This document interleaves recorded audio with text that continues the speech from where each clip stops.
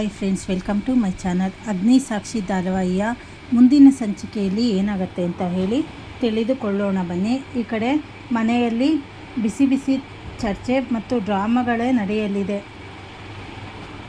ಸಂಚಿಕೆ ಆರಂಭದಲ್ಲಿ ನಿಕ್ಕಿ ಮತ್ತು ಅವನ ತಾಯಿ ಸಾಕ್ಷಿಯ ಬಗ್ಗೆ ಕೆಟ್ಟದಾಗಿ ಪ್ಲ್ಯಾನ್ ಮಾಡುತ್ತಿರುತ್ತಾರೆ. ನಿನ್ನೆ ರಾತ್ರಿ ಟೆರೆಸ್ನಲ್ಲಿ ನಡೆದ ಘಟನೆಯಿಂದ ಸಾಕ್ಷಿ ಇಮೇಜ್ ಹಾಳಾಗಿರುತ್ತದೆ. ಅವಳು ಆಫೀಸ್ನಲ್ಲಿ ಗಾಸಿಪ್ ತಡೆಯಲಾರದೆ ರಿಸೈನ್ ಮಾಡಿ ಹೋಗ್ತಾಳೆ ಎಂದು ನಿಕ್ಕಿ ಖುಷಿ ಪಡುತ್ತಿರುತ್ತಾನೆ. ಇತ್ತ ರಾಜು ಎಲ್ಲರ ಎದುರು ಬಂದು, ನಾನು ಸಾಕ್ಷಿಯನ್ನು ಪ್ರೀತಿಸುತ್ತಿದ್ದೇನೆ, ಮಂಜರಿ ಹೇಳಿದ್ದರಲ್ಲಿ ತಪ್ಪಿಲ್ಲ, ಆದರೆ ಸಾಕ್ಷಿಗೆ ಇದರಲ್ಲಿ ಏನೂ ಗೊತ್ತಿಲ್ಲ, ಅವಳು ನಿರಪರಾಧಿ ಎಂದು ಸಾಕ್ಷಿಯ ಪರವಾಗಿ ನಿಲ್ಲುತ್ತಾನೆ. ಇದನ್ನು ಕೇಳಿ ಮಂಜರ ಕೋಪಗೊಂಡು ರಾಜುಗೆ ಬೈಯುತ್ತಾಳೆ. ಇತ್ತ ಆಫೀಸಿಗೆ ಬರುವ ಸಾಕ್ಷಿ ಕಣ್ಣು ಕೆಂಪಗಾಗಿ ಫುಲ್ಲು ಟಯರ್ಡ್ ಆಗಿರುತ್ತಾಳೆ. ಇದನ್ನು ನೋಡಿ ರೀನಾ ಎನ್ನುವ ಉದ್ಯೋಗಿ ಸಾಕ್ಷಿಗೆ ಚುಚ್ಚಿ ಮಾತಾಡಲು ಶುರು ಮಾಡ್ತಾಳೆ. ಏನು ಸಾಕ್ಷಿ, ದೊಡ್ಡ ಬಾಸ್ ನಿನಗೆ ನೈಟ್ ಶಿಫ್ಟ್ ಕೊಟ್ರಾ? ಬಂದ ಒಂದೇ ವಾರಕ್ಕೆ ಬಾಸ್ಗೆ ಏನು ಮ್ಯಾಜಿಕ್ ಮಾಡಿ ಫುಲ್ ಸಪೋರ್ಟ್ ತಗೊಂಡಿದ್ದೀಯಾ? ನಿನ್ನೆ ರಾತ್ರಿ ಟೆರೆಸ್ನಲ್ಲಿ ಮಳೆಯಲ್ಲಿ ಬಾಸ್ ಜೊತೆ ಒಬ್ಬಳೇ ಏನು ಮಾಡ್ತಿದ್ದೆ ಎಂದು ಅತ್ಯಂತ ಚೀಪಾಗಿ ಸಾಕ್ಷಿಯ ಕ್ಯಾರೆಕ್ಟರ್ಗೆ ಮಸಿ ಬಳಿಯಲು ಯತ್ನಿಸುತ್ತಾಳೆ.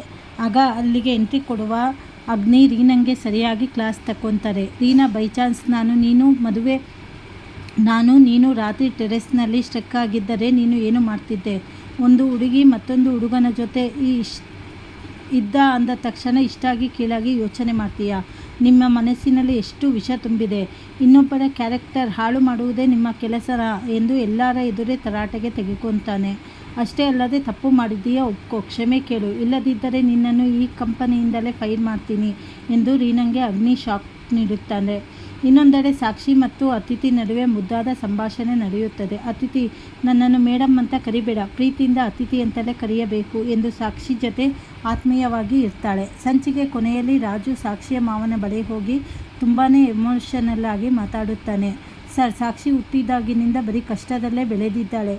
ಅವಳ ಕಷ್ಟಗಳಿಗೆ ನಾನು ಪರಿಹಾರ ಆಗಬೇಕು ಅಂದುಕೊಂಡಿದ್ದೀನಿ. ಸಾಕ್ಷಿ ಈ ಬಗ್ಗೆ ಯಾರೇ ಕೆಟ್ಟದಾಗಿ ಮಾತನಾಡುವುದನ್ನು ನನಗೆ ನೋಡೋಕ್ಕೆ ಆಗಲ್ಲ, ಅದಕ್ಕೆ ಪ್ರೀತಿಸ್ತೀನಿ ಎಂದು ಹೇಳಿದೆ.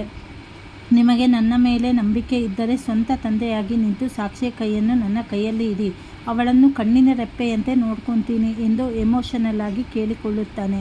ಮುಂದೆ ಸಾಕ್ಷಿಯ ಮಾವ ರಾಜುಗೆ ಸಾಕ್ಷಿಯನ್ನು ಕೊಟ್ಟು ಮದುವೆ ಮಾಡ್ತಾರಾ ಎಂದು ಕಾದು ನೋಡಬೇಕಾಗಿದೆ. ಮುಂದಿನ ಸಂಚಿಕೆಗಳಲ್ಲಿ ಏನೇನು ಬದಲಾವಣೆ ಆಗುತ್ತೆ ಅಂತ ಹೇಳಿ ಮುಂದೆ ತಿಳಿದುಕೊಳ್ಳೋಣ. ಹೊಸದಾಗಿ ಯಾರ್ಯಾರು ಚಾನಲ್ ನೋಡ್ತಾ ಇದ್ದೀರಾ, ಚಾನಲನ್ನು ಸಬ್ಸ್ಕ್ರೈಬ್ ಮಾಡ್ಕೊಳ್ಳಿ, ಹಾಗೆ ಲೈಕ್ ಮಾಡಿ, ಶೇರ್ ಮಾಡಿ, ಪೂರ್ತಿ ವಿಡಿಯೋ ನೋಡಿ. ಯಾಕಂದರೆ ಪೂರ್ತಿ ವಿಡಿಯೋ ನೀವು ನೋಡೋದ್ರಿಂದ ಕತೆ ಸಾರಾಂಶ ಏನು ಅಂತ ಹೇಳಿ ಅರ್ಥ ಆಗುತ್ತೆ. ಹಾಗಾಗಿ ಫಸ್ಟಿಂದ ಲಾಸ್ಟ್ವರೆಗೂ ವಿಡಿಯೋ ನೋಡಿ.